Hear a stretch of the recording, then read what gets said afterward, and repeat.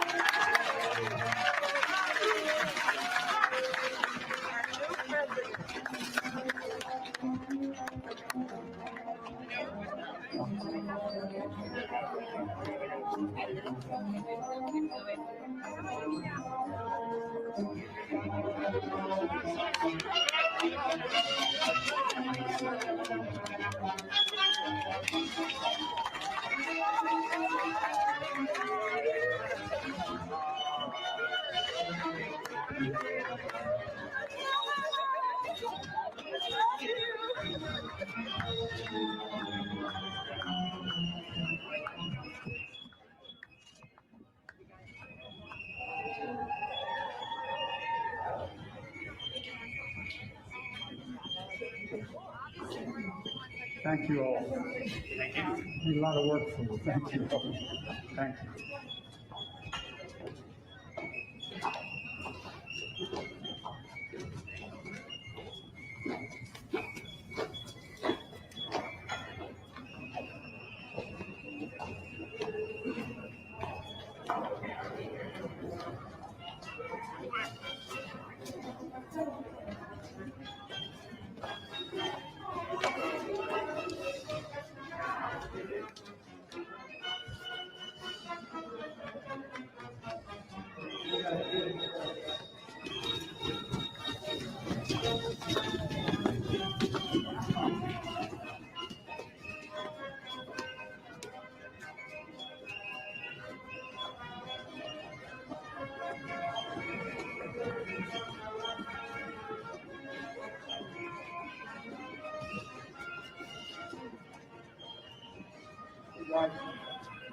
Hello. Thank you. Thank you. Very much.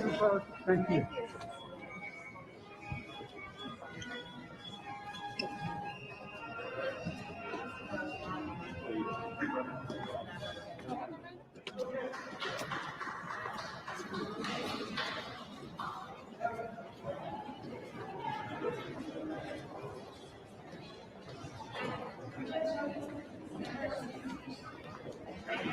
Thank you all. Thank you very much. Thank you.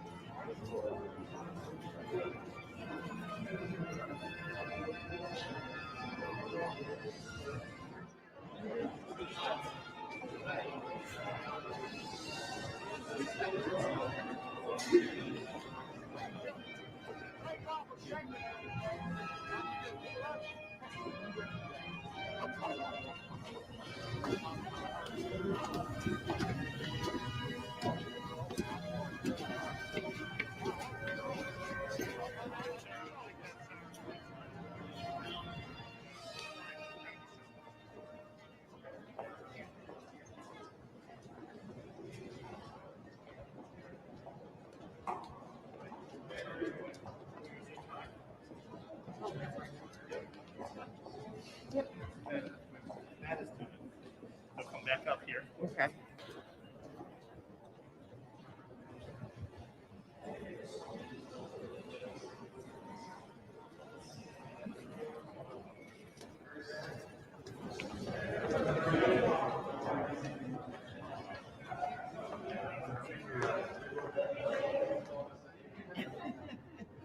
Remember, we used to give elevators.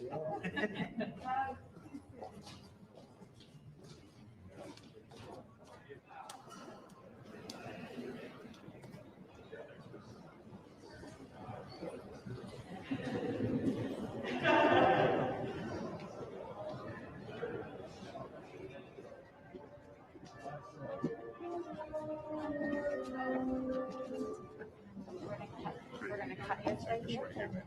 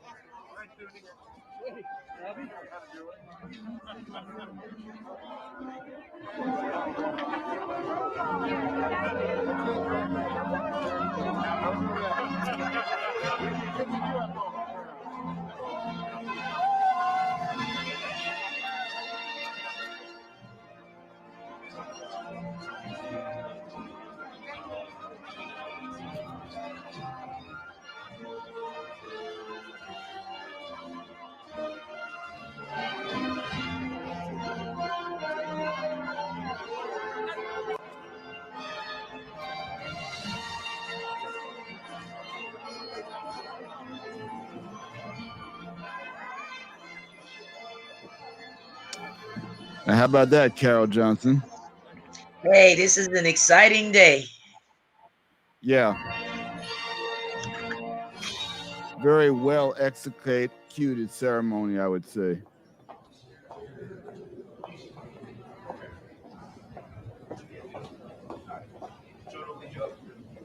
What'd you think of it?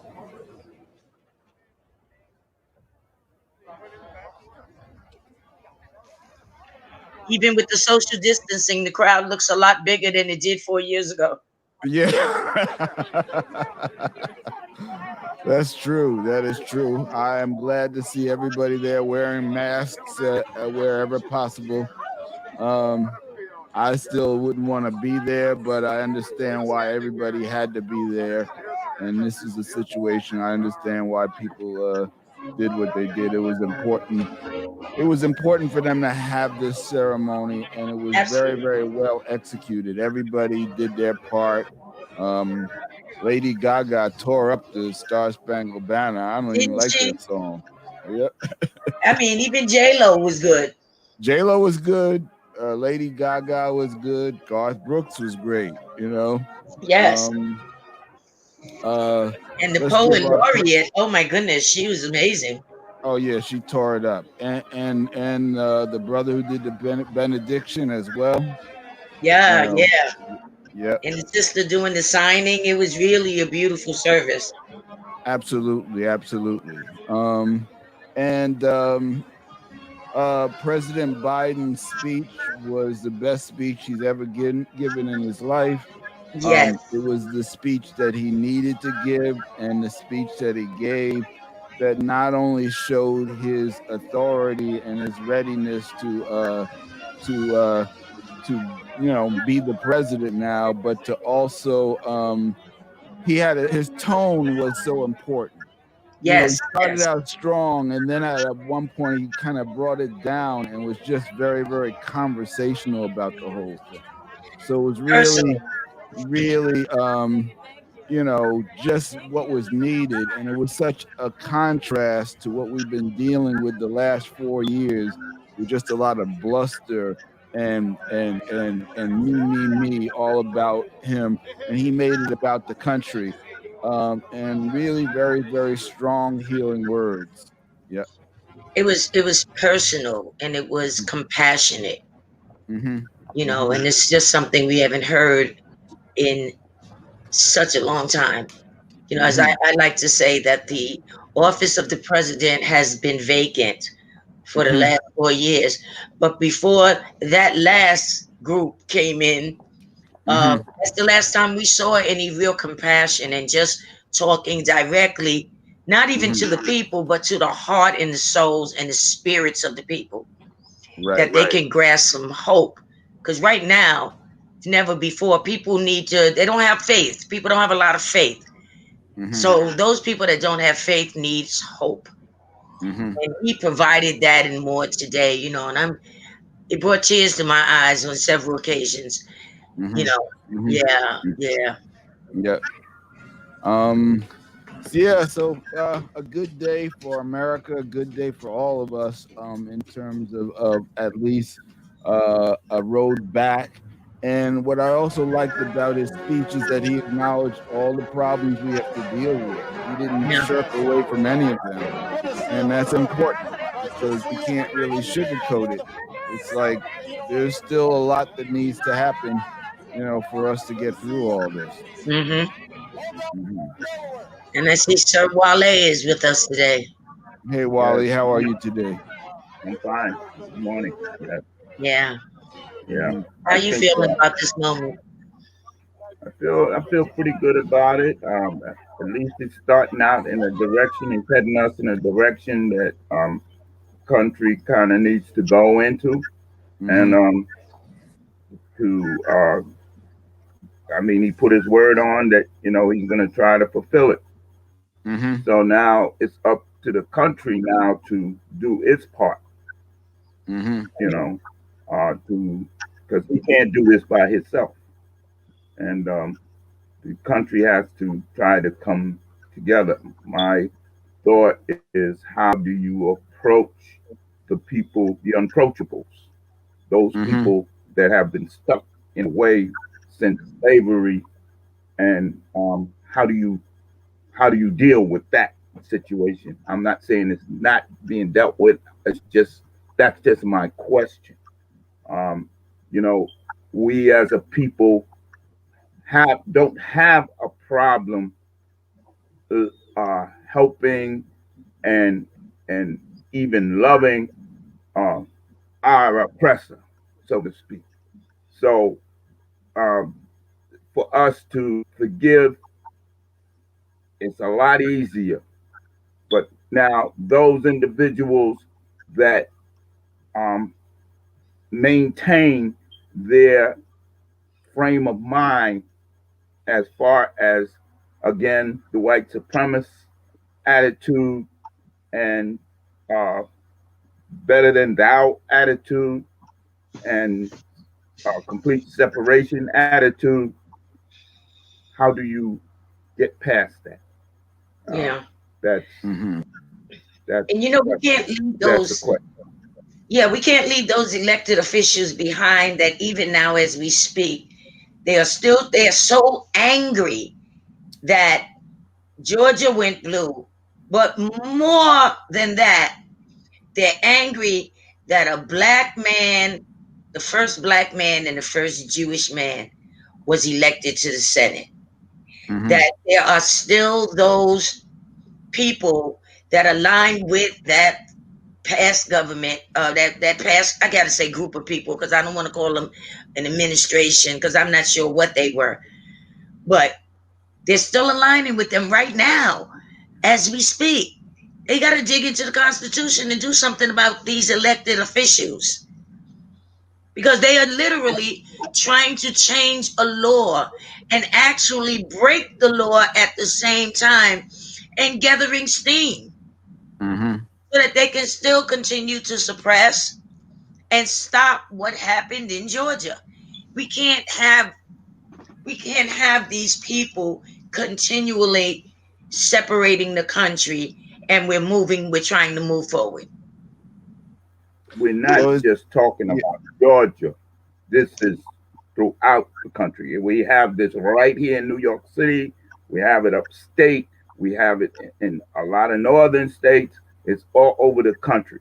As a matter of fact, as people were pointing the finger at one individual, they seem to forget that that one individual had 70 million, not 70,000, not 700, but 70 million people that was backing him. So this is not something that is, you can just put to the side. 70 million people are a lot of people. That's not just one state. It's 70 million people mixed in to the United States all over. And this is what we got to deal with. Right, but we're talking about elected officials that are actually breaking the law. Elected officials. Well, they're allowed to break the law because you have such a large percentage of people that back them. So yeah, it's finagle. I kind of listened to one of these law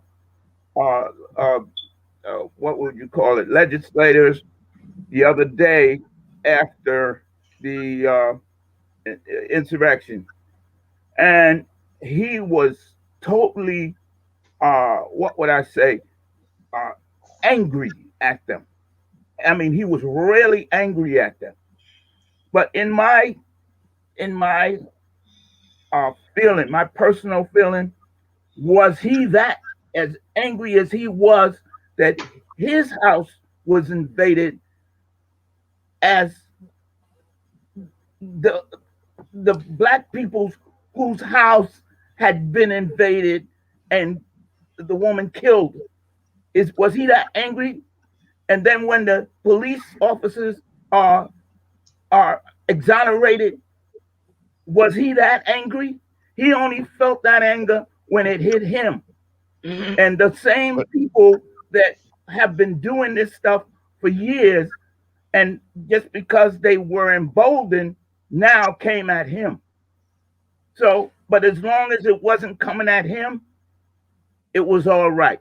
So it's not just those officials, it's the people have to be dealt with. The people, and when I say dealt with, I don't mean they got to go to jail or anything like that, but we have to figure out a way to deal with them. Well, that's always been the history with them, is that it's not until it reaches their door that all of a sudden they find empathy and that it's a problem. But we're right now we're at the point where we're looking at the swing backwards, from where we've been, but we as a people still have to continue to focus on our own vigilance, on our own self-sufficiency, because we can get a period of goodwill coming out of this inauguration, and we can find ourselves in a few months seeing the same old thing. And this is the same thing that happened last year after the George Floyd protests. All of a sudden, there was this wave of support that lasted maybe to the end of the summer, and then all of a sudden, you didn't really hear it again as we got into the thick of the election season. So, and the other thing, I want to say this one thing, and I thought the inauguration ceremony was beautiful. I thought it was well executed. I thought everyone did their part, but I found myself looking at one big glaring omission. And, we saw everybody was there. We saw a lot of the luminaries, saw people from both sides of the aisle. We even saw they brought Dan Quayle back out of storage, wherever he was. So, but who I didn't see, I did not see Stacey Abrams. And Stacey Abrams is the reason there was the Joe Biden inauguration today. She was single-handedly responsible by her efforts in Georgia to not only, get him elected, but also give him a majority in the Senate that would allow him to govern effectively. And so I gotta say, where was Stacy? Why was Stacy not there? Why was not Stacy? If she wasn't given an opportunity to speak, she should have at least have been acknowledged. And so I just want to just kind of put that on record that was the one thing about this particular ceremony that I thought was lacking. Yeah. Yeah, I get that. Mm-hmm. Let's hope she was offered an invitation and declined. Yeah, let's hope that. But she might be a bigger target than the rest of them. Because like I said, they've been meeting today about that state. Mm-hmm. And so if I heard it, she may be a bigger target than Biden at this point. These people are really, really going in Georgia. Yeah. Yep. And it's just ludicrous how these things can continue to happen. And I mean, if there's a separation in the House, it needs to be rid of this vermin. Mm-hmm. To stop they're talking about fining. No, ban them from the floors. If they don't come in and do what they are supposed to do, mm-hmm. and stick to the medical protocols, they need to be banned and fined. And don't fine them $1,500. Hit them with $50,000 every time they miss because they refuse to wear a mask or socially distance. Mm-hmm. Stop the madness. Yep. So it's a lot of things that's going to fall on President Biden. That sounds so good. On President Biden and Vice President Harris's shoulders. A lot of things, but I think they're going to persevere. I think they're going to do well. Again, as I said earlier, we just got to be patient. Mm-hmm. But they're off to a running start, and they've had enough time during the even during the electioneering, mm-hmm. To start putting their ducks in a row. What needs to be dealt with first? He's already said the pandemic, the separation, the racism, and that's what we're looking at with those insurgents. We're looking at pure racism has reared its ugly head. It always has, but it reared it in a completely different way. We haven't seen this since the 1800s. So, mm-hmm. I mean, it just came out. They all crawled from under their rocks, and they went stark raving mad. So, mm-hmm. things that they were already putting in order, they know exactly where they have to go. And hopefully in the movement of dealing with racist indignation, mm-hmm. start working with your elected officials. Get them out of those places. They've shown who they are. They have backed up the insanity. They refuse to help save lives. The states that they represent, they put them in danger. They don't need to be there. Mm-hmm. So these are crimes against humanity. So this should not be a matter of they got to be voted in and voted out. Somewhere there's got to be a statute to get rid of these people. You put your whole state in jeopardy. And look at these states. Like Oklahoma, the Dakotas. Look at them. The way they're mm-hmm. bleeding from this coronavirus simply because they followed the mandate of a madman. It's to me, I still cannot put my head around how far these people were willing to go with him. When, I mean, 400,000 people dead in less than a year. That's insane. Yeah. So it's like just like the new year came in, 2021 came in.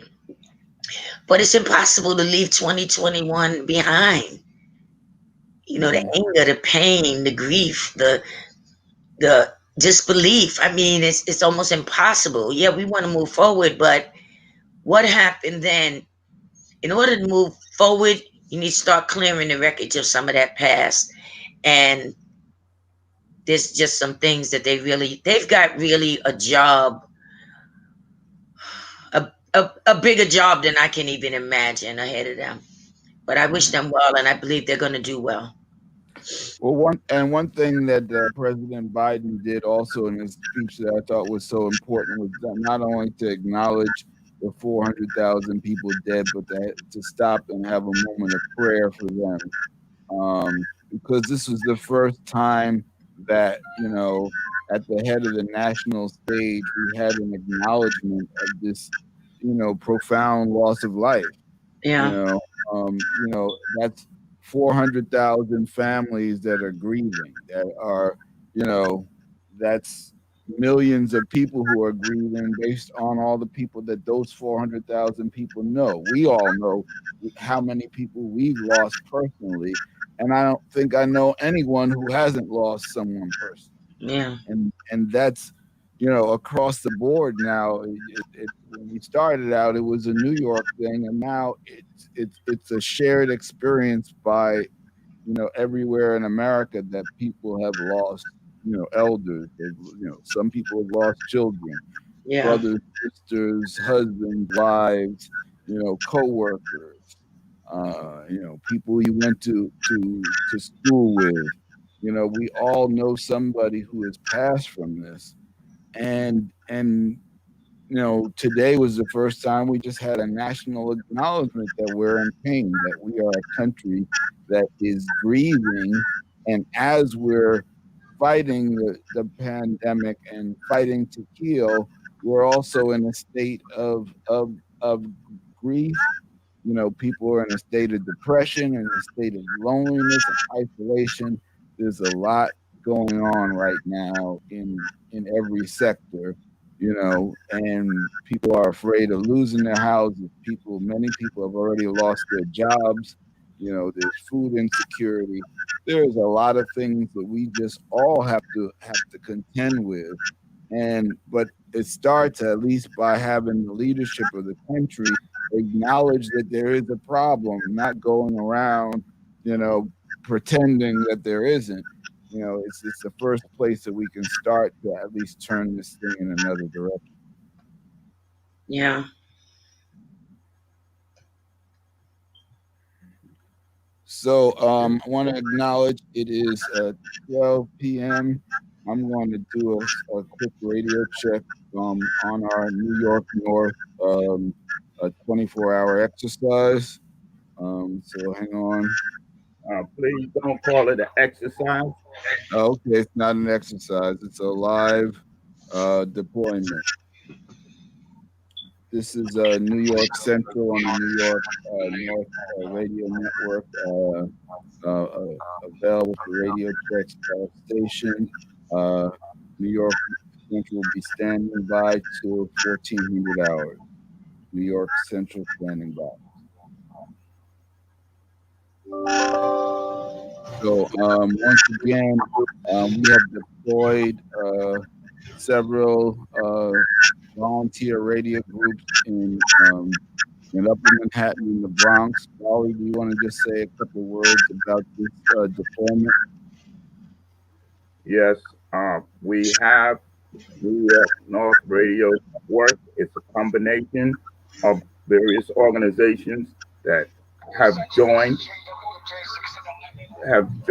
the network, and the purpose of the network is to New be York Central. a backup communication system in case there is a problem with the normal mode of communication. We're not for private use.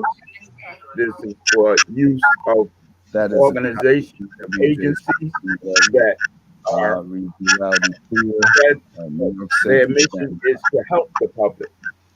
Because if they have a mission to help the public, whatever the help that they want to issue is, they will need communication.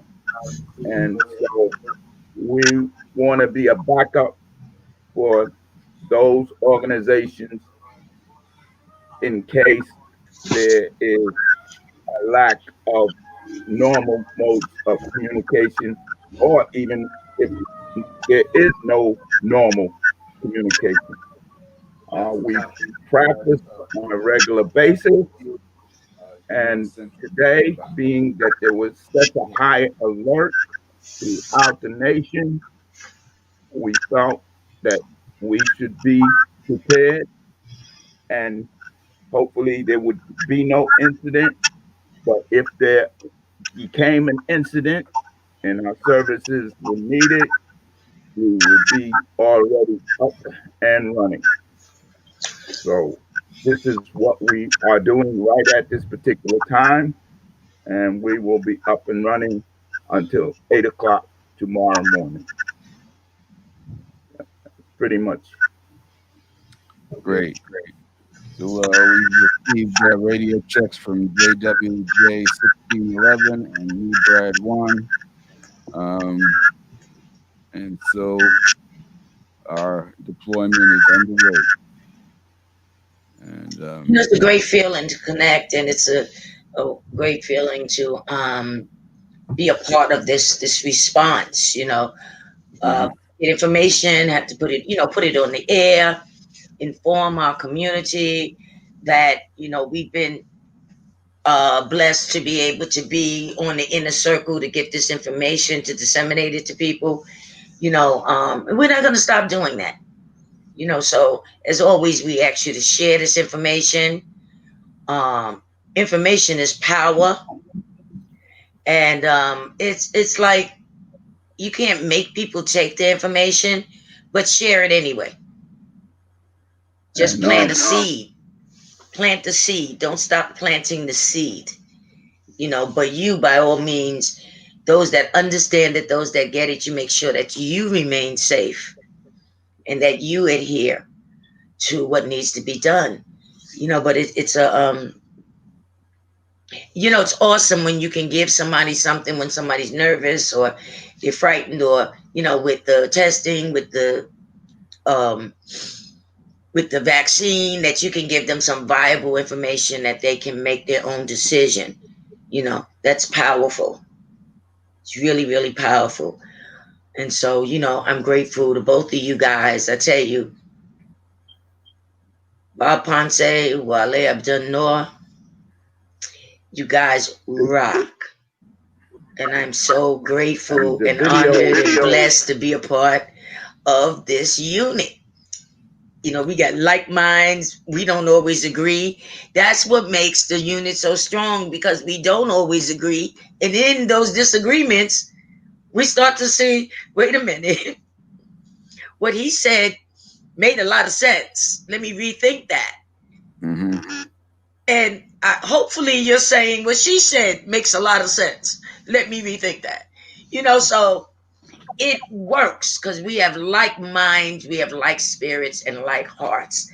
And so this is pretty new for me. I mean, I was a ham operator for decades, but that was like, I stopped back close to 30 years ago. So to be back on this end of it is amazing. So I just thank you for hanging in there and offering this platform, to, pros, 30 or 40 years in the business, you two guys. It's awesome. Well, Carol, we obviously feel the same way about you. Being just amazed and astounded during the course of this pandemic to see the things that we got done, but you in particular, in terms of your efforts in getting PPE out to the community and just staying in touch. You've been a central point of contact of information between, whether it was through the East Harlem COAD and your conversations with NISM, your conversation with the Department of Health, your boots on the ground coverage of just the issues that we run into in terms of testing and the vaccination distribution, and our ability to take that information, get it out to people on a regular basis. This week, we're just so we're number one, we're grateful, and let's say this, we put a woman as our leader way before this government did.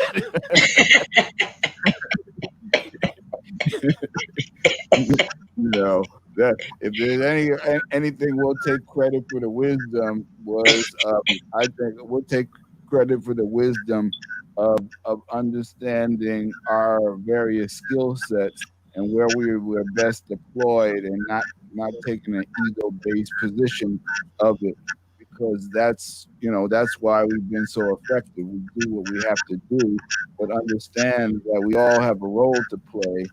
And your role, as number one, you are the most experienced person on the team in terms of deploying, in terms of emergency things you did during the East Harlem gas explosion and the East Village gas explosion, gave us the experiential wisdom we needed to be able to be effective in responding, to this crisis.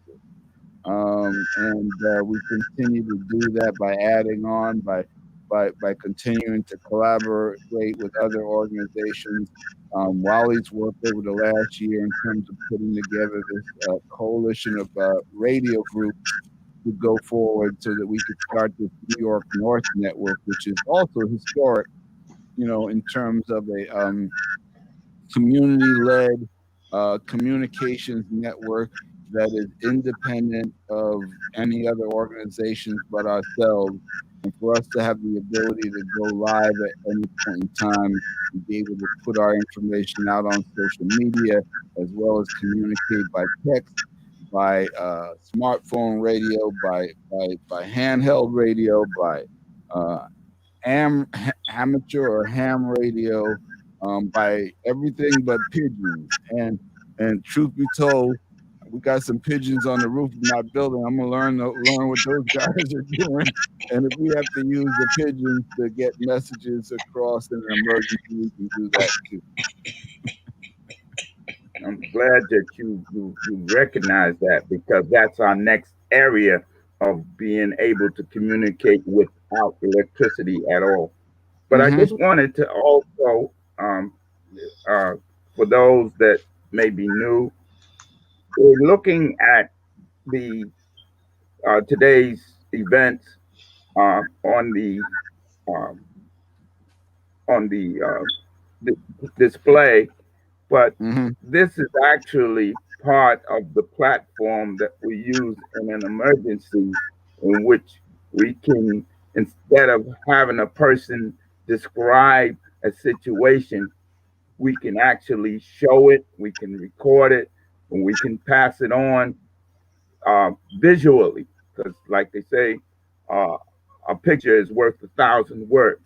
So this is being used at this time for an event, but we also use can use this and do use this for emergency purposes. So I just wanted to get that point out.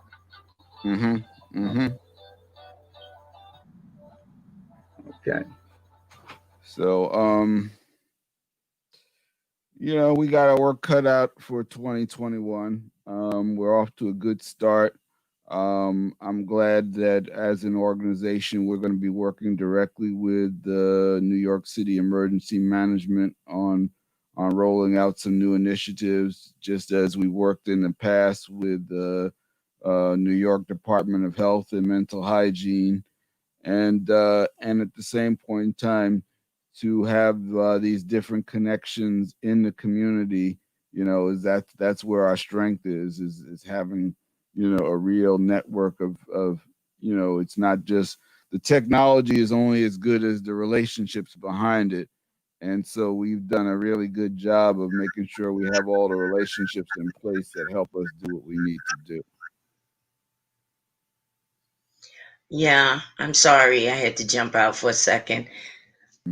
But yeah, this is good. This is good. I just keep smiling. I'm just, I go with the flow. It's like that sadness, that misery that I kept feeling here and there. I kept driving it out.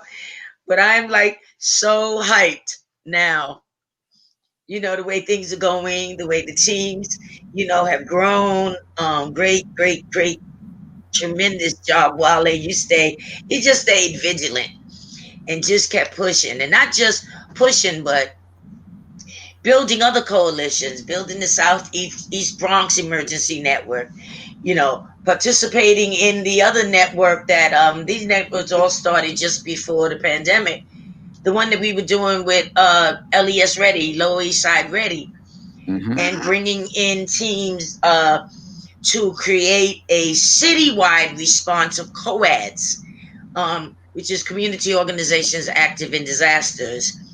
So there's a few around the city. Bronx, Brooklyn has one, Staten Island. We have the East Harlem Co-ed, which I'm a part of. But then to pull in the Southeast Bronx and start working on that, and this other one that really hasn't even been named. That's how new it was before the pandemic started. That through the efforts, individual efforts of people on these teams and the contacts that we have, and pulling them together, that people will want to invite you in when they have an idea. And so this is the perfect time to really, really pull our heads together and strengthen them now in the midst of a public health emergency. That's the challenging part.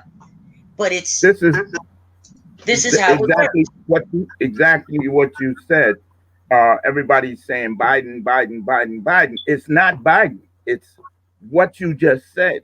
It's the population coming out of their silos and working together to build it. Yeah. He's like, what would I say, the match? But the match can go out in a minute if it's nothing there to catch. And what you just said, as far as all organizations coming together and working together in whatever it is that they're doing, and I think one of the newer parts is organizations that do different things, support each other in the different things that they do, and that is something that we're trying to develop now. In other words, okay, if we do communications and another organization does transportation and another organization does health, and how does all of this work together? Well, a person's sick, that's the health group, but they got to get to some place where they get assistance, that's the transportation group. But how do you know to get the transportation group to the place where you want to pick up? They need communication. So that's kind of like being able to pull all these different organizations together to help each other. And this organization, just because A can't help B, but A can help C, and C may be able to help A. It's not like you're looking to be reciprocated from the organization that you help or the area that you help. You're looking to get reciprocated from somewhere out of the network. And as you develop a network that can sustain a society, that's how we can get this thing to work. Yeah. And I had a chance to really see it in action, working with them and the New York City BOAD, who has, mountains and mountains of informations and referrals and contacts, working with them. And with all the different things, with the evictions and the loss of work and health issues, and people are having disability and social security issues, and so many things was happening in our neighborhoods that people wasn't even aware about because they were so focused on the pandemic itself. But getting this information out and then having it hit me personally, and when it hit me personally, I saw like a turnaround in 3 days. We didn't see those kind of things when there was no pandemic. It would take people months to resolve issues, especially when you're dealing with somebody like Social Security. It would take months. But because all of our teams work together as a whole, you may attend certain organization meetings. Bob is in other meetings. I'm in other meetings. We're all moving around and bringing information back. But to see that I just put a call out. I put a call out to the co-ed because I said they've got more information than anybody. I mean, not the co-ed, the VOAD, which is volunteers, volunteer organizations active in disasters, the same thing as a co-ed. But when I just put a call out to them, and like within 5 minutes, I got about 25 different referrals. And they was adding all these people on. And like within 3 days, this thing was resolved. You know, so then I knew where to go, exactly where to go when there was other people in the neighborhood that were having the same problem that the city couldn't figure out. It was a community organization that was able to get the information to these people. They passed it to me. I used it. I saw it worked. I knew where to send them. And it worked for them. And that's why groups like ours is so very important.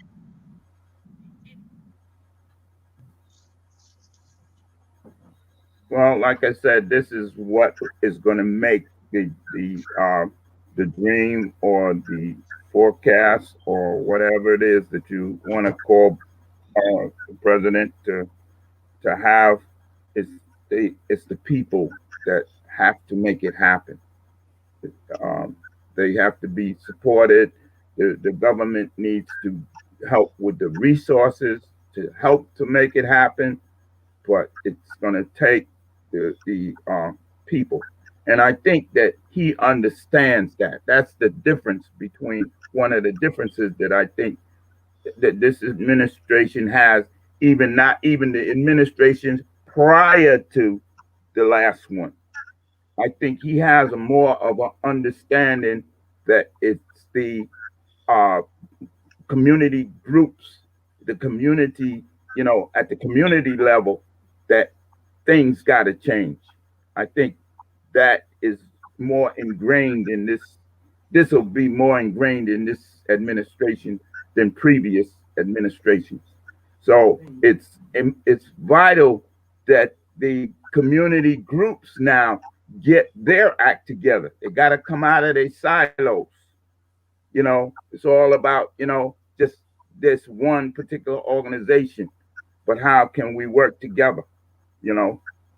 I think that is where the key is, because if we can work together, I think we will get the support and the resources that we need to get the jobs done. Absolutely. Yeah, it's a great day. With all the problems that are in front of us, I feel optimistic, and I can say I wasn't feeling this optimistic a few weeks ago. But we achieved an objective, which is to lawfully change the administration, and that's the first start. But we have to do our job locally as well. We have to continue to push for the resources and push for ourselves to be self-reliant and self-sufficient, because 2020 showed us without a shadow of a doubt that we cannot just rely on, we can't rely on the responses of our city, state, and local governments 100% to do what we need to do. We have to find ways to do for ourselves, because we have more power when we work collectively. Collective action, what got this administration in place. It was Black people in Georgia. It was Black women in Georgia. It was a community acting together, using all of our resources, our culture, our churches, our connections, and our resolve to take a state that had traditionally voted one way and have enough of a response so that it would not only affect the presidential election, but affect the local politics there that had not changed in decades. So it shows that the naysayers always say it can't be done, and it was done. And so that's a reason for all of us to look forward together and say, well, this is what we can do when we do work together. This is what we can get accomplished. Yeah, we're in a good place, a really, really good place. Mm-hmm. Well, I'm gonna have to leave shortly, about 5 minutes. Mm-hmm. Yeah, so am I. But Mm-hmm. I'm glad we had a chance to come on and do this. Further show what we This do, is a great. how we This is do great. it, Mm-hmm. from so many different levels, and it's an opportunity to get people to understand it from another level. Contact us. All of us were community emergency response team members trained under New York City Emergency Management, which is the coordinating agency for emergencies. And we stretched out from there. We got to give them credit. Got to give them a lot of credit. We stretched out from there. But what I learned there was it didn't matter what you could do. You could be used in so many different capacities.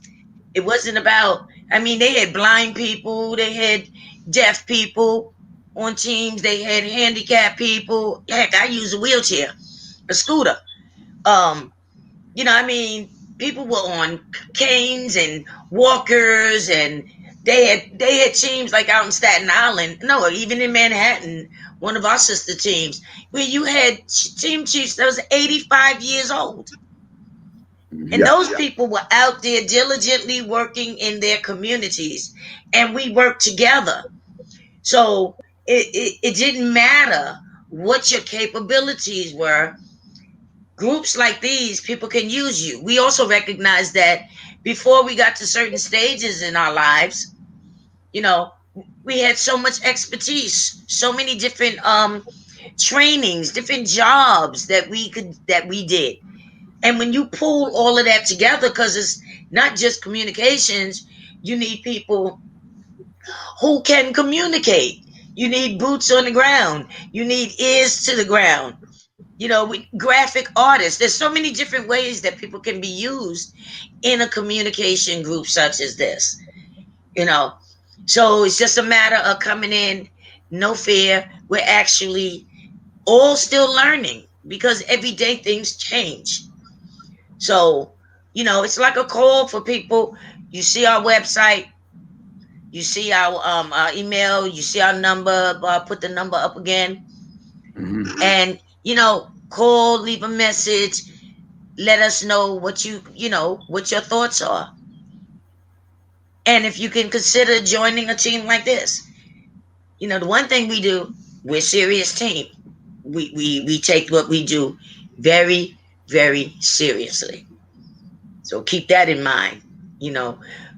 We laugh, we joke, we play games amongst each other, but this is not a joke. We take it very, very seriously because we know our lives depend on it. So, Absolutely. While we've been talking, I love watching these visuals of seeing President Biden already signing executive orders. He's already gotten to work. And so that's also a great thing to see as well.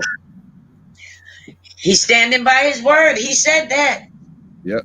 As soon as he takes his oath, he's going to start getting busy. And tomorrow, he will start rewriting a lot of those wrongs from that former group.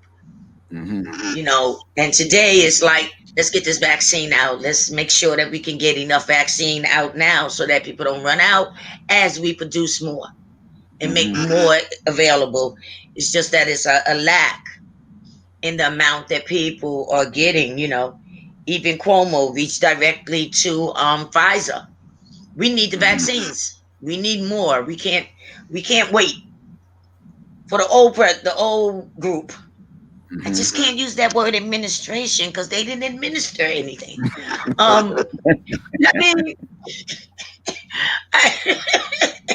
Paid, they gave everybody, male and females, PMS, pain, misery, and suffering. That's what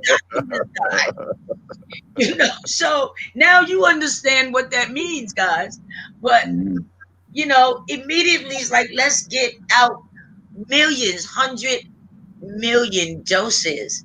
So I we never really saw eye to eye with our government, but so much. But our governor did reach out directly to Pfizer to get more than what was being released to New York.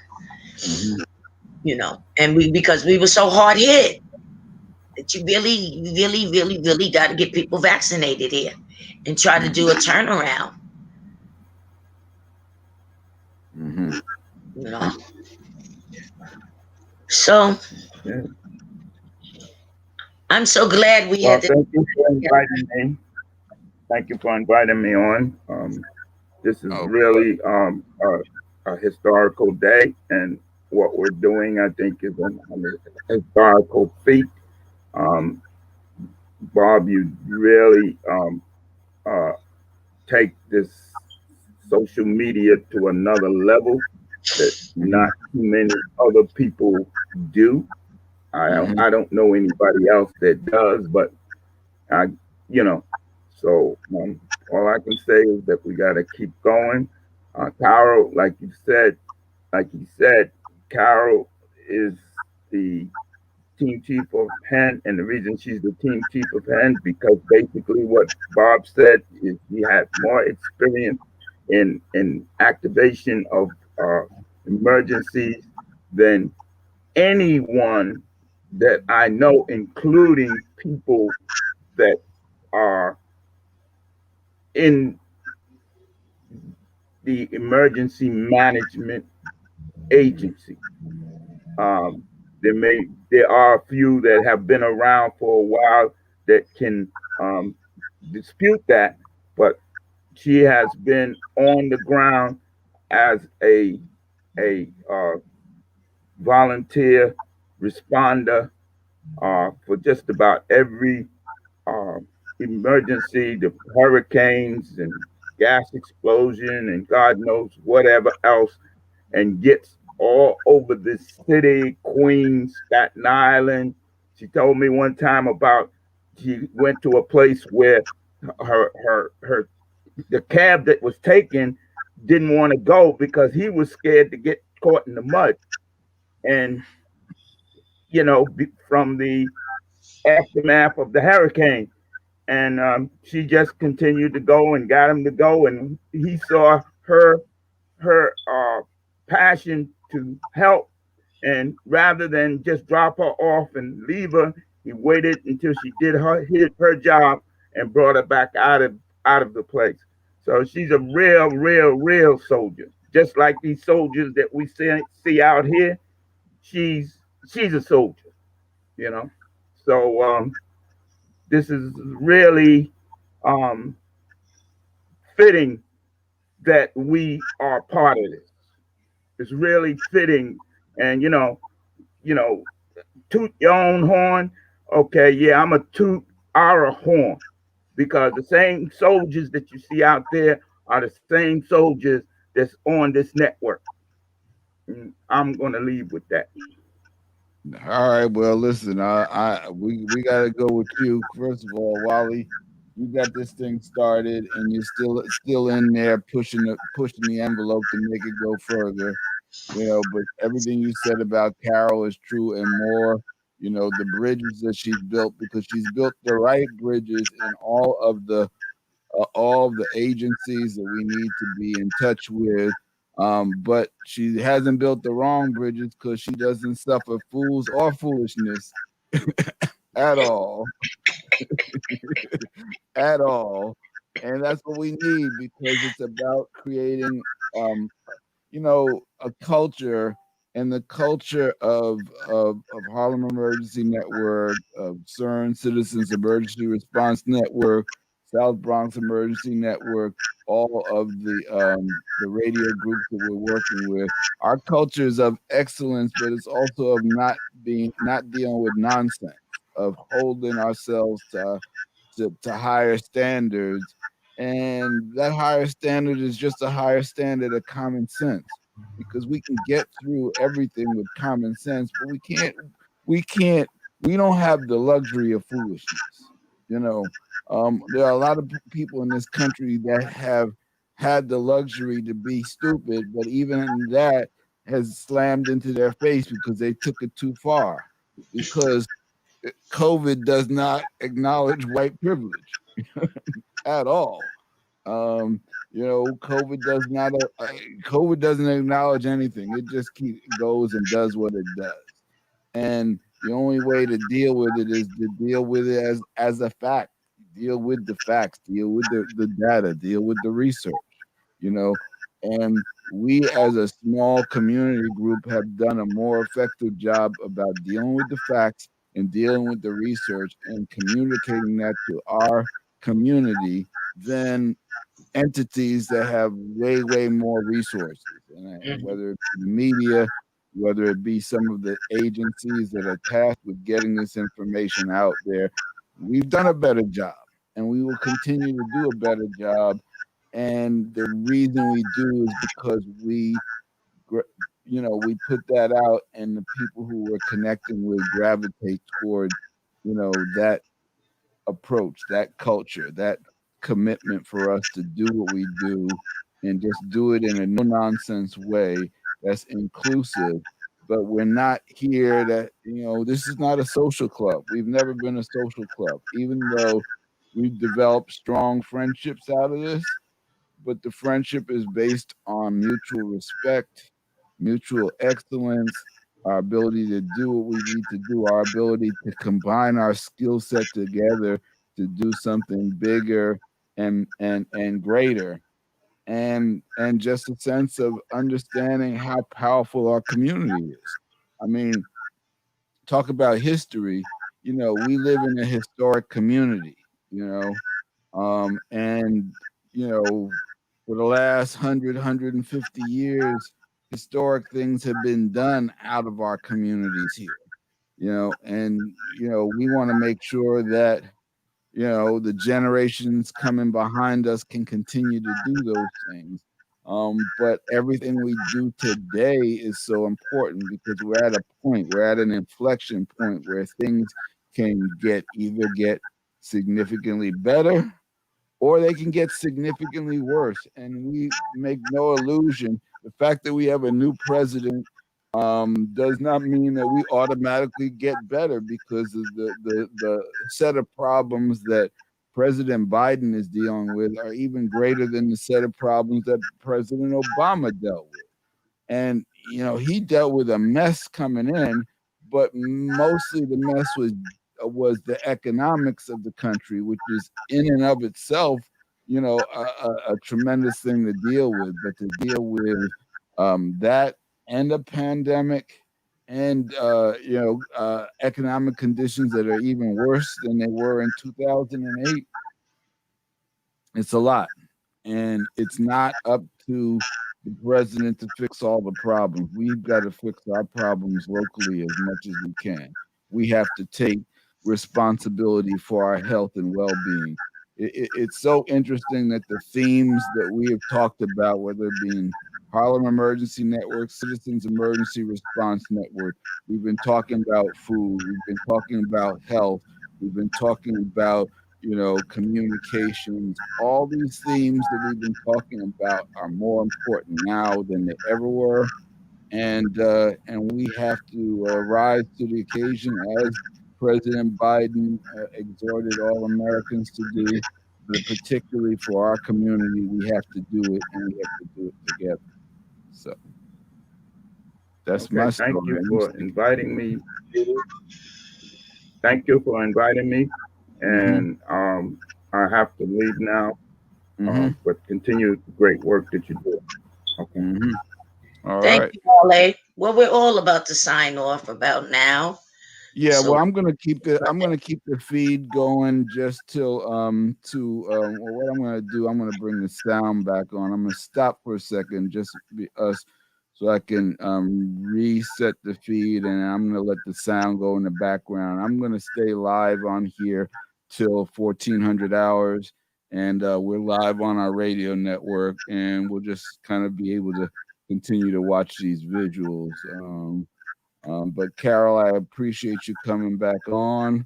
Certainly wouldn't want to do this without my partner from our early morning COVID broadcast, and we were on earlier today, expressing our sorrow about the 400,000 Americans who died with COVID.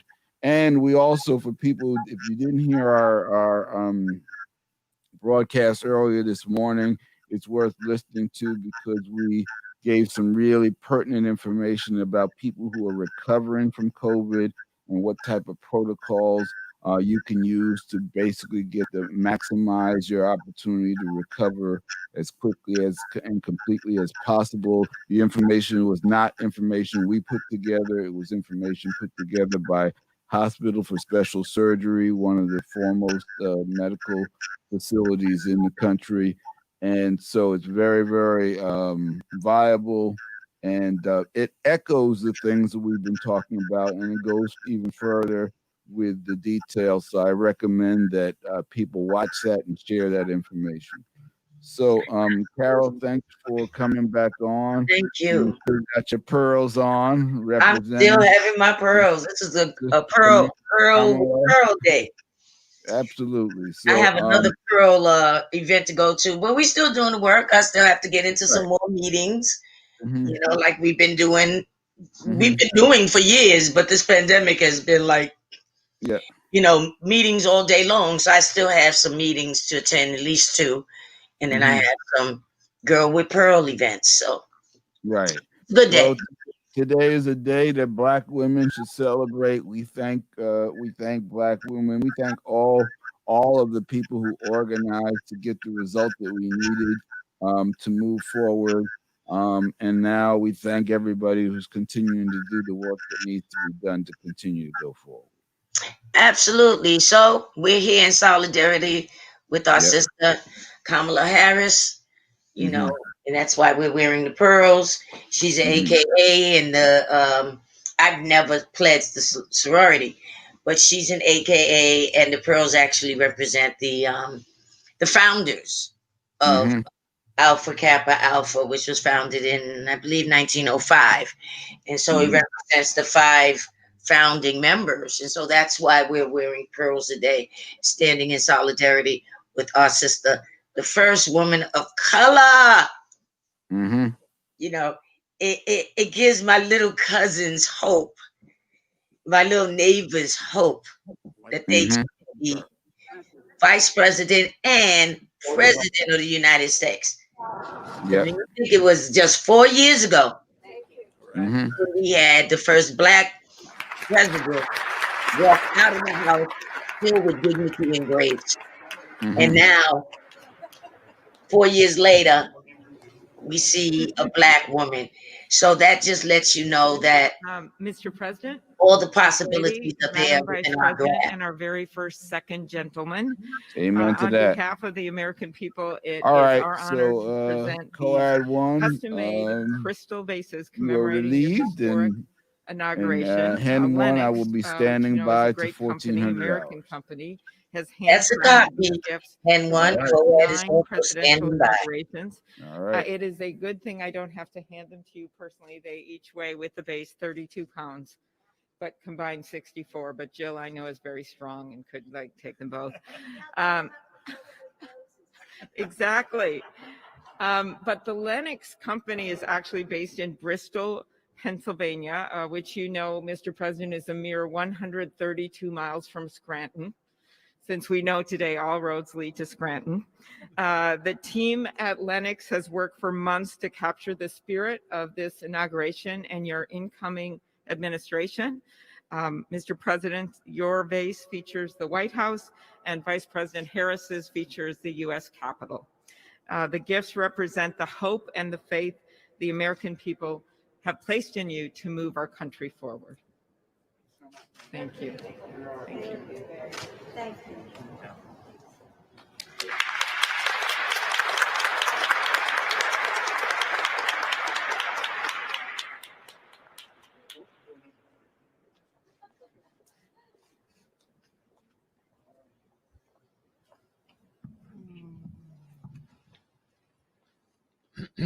Well, Mr. President, Madam Vice President, while the pandemic has sadly limited our usual hospitality, as others have mentioned, I'm very glad we still carry on some of our favorite inaugural traditions. It's my honor and privilege to help present these flags of our nation that were flown over today's event here at the Capitol. Now, I have to make one point of personal privilege on behalf of the Senate.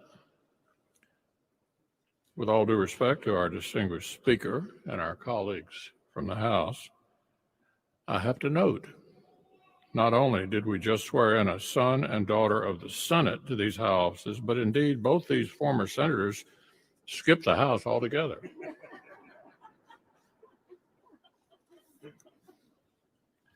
The Star-Spangled Banner is our greatest symbol of our endurance of the American idea.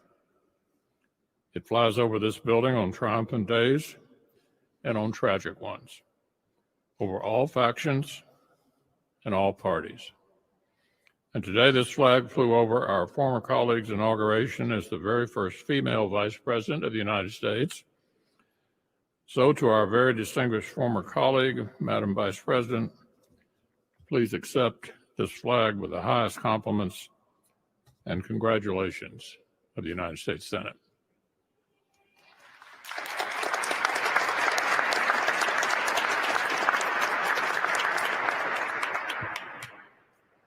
The distinguished leader of the Senate pointed out that he has hosted this lunch for members of the Senate who have become president and vice president.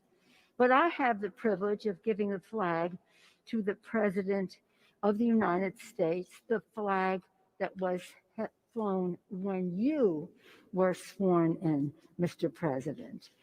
This flag may it reflect all that is said about your inauguration. America united. May it be a symbol of the hope, the healing, and the just all of the enthusiasm that you have for our country.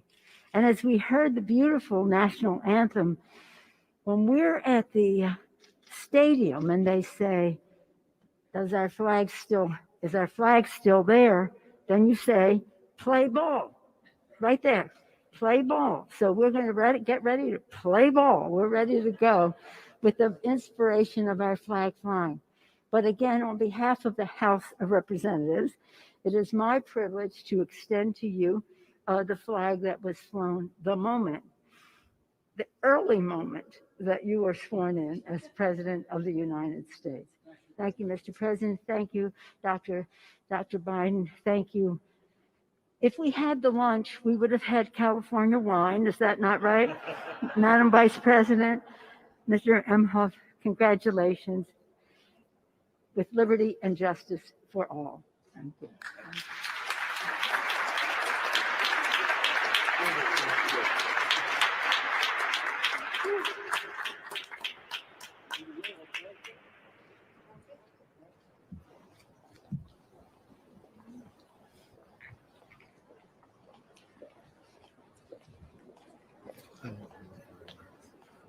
Hey, man. Long time no see. Congratulations, Mr. President. Thank you.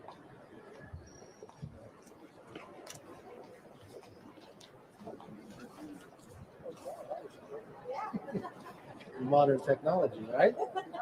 It's a good picture, too.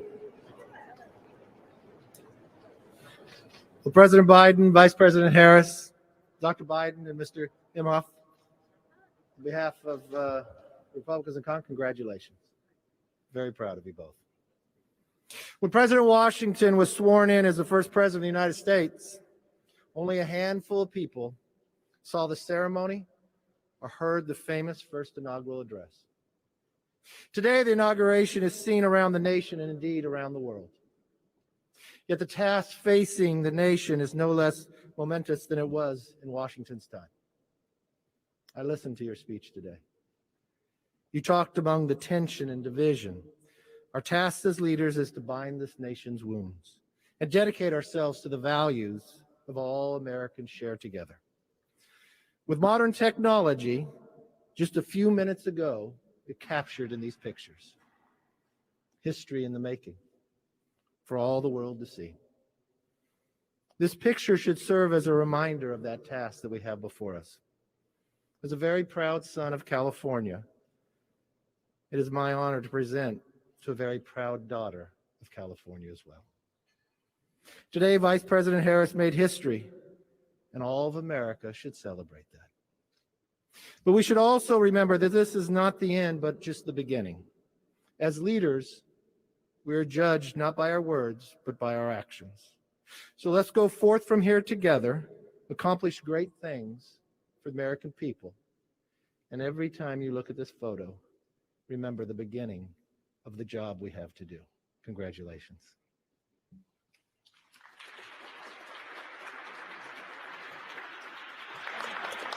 Madam Vice President, Mr. Imhoff, Dr. Biden, Mr. President. No, Joe, you're Mr. President. And we are so proud of that. Dr. Biden, he makes you call him Mr. President? Marriage is about to get rocky, I can tell.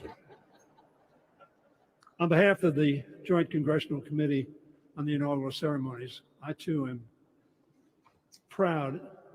More than that, I'm ecstatic to present the two of you this picture. A testament to technology and a testament to history. Mr. President, in your speech, you talked about faith. You talked about tribulations, but you talked about victory. The Johnson brothers wrote a great hymn. You know it well, Mr. President. Today, we have a new day. And that hymn came out of faith and out of deep trouble into hope.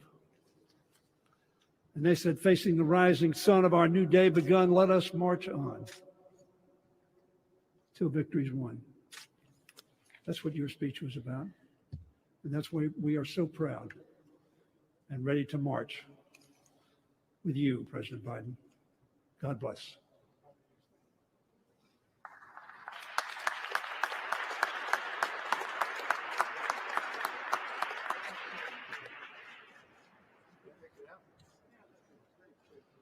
And they're both different.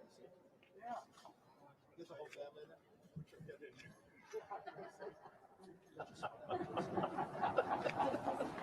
Oh, God. Well, thanks, President. Wait a minute. Nice, sir.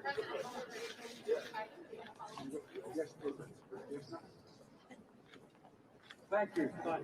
You bet. Thank you, everyone. Thanks.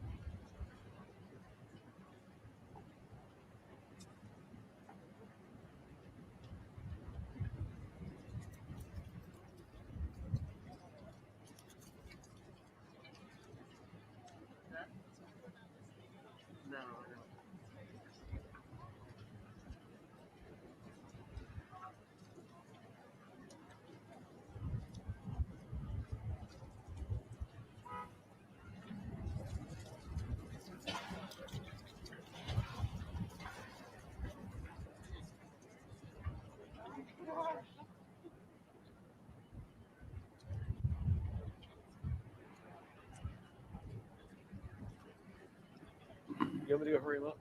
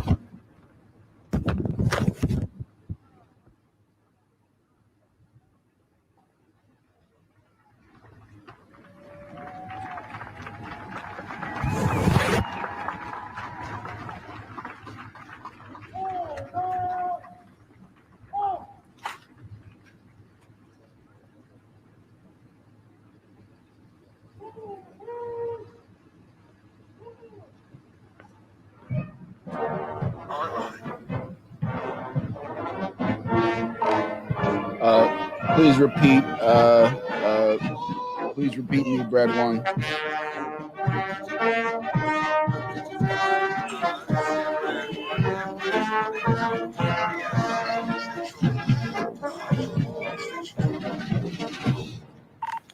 I hear you loud and clear. Nebrad One is online, is now taking over as New York Central from Hen One. It's 1400 hours, and Nebrad One is taking over for the next 2 hours straight. This is Hen One signing off and relinquishing.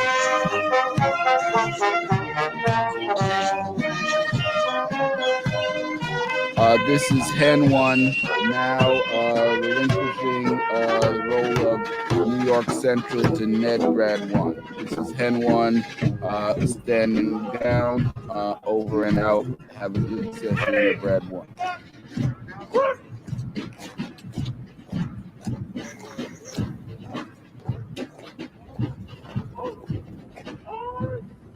Hey, Wally.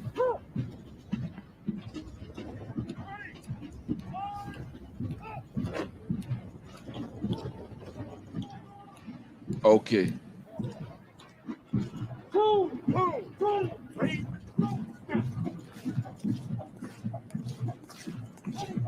Okay.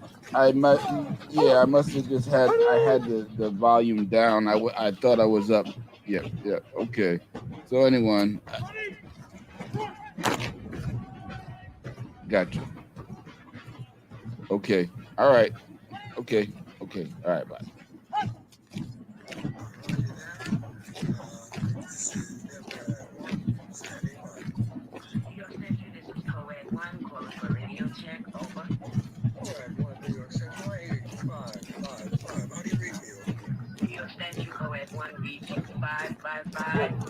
I will be standing by.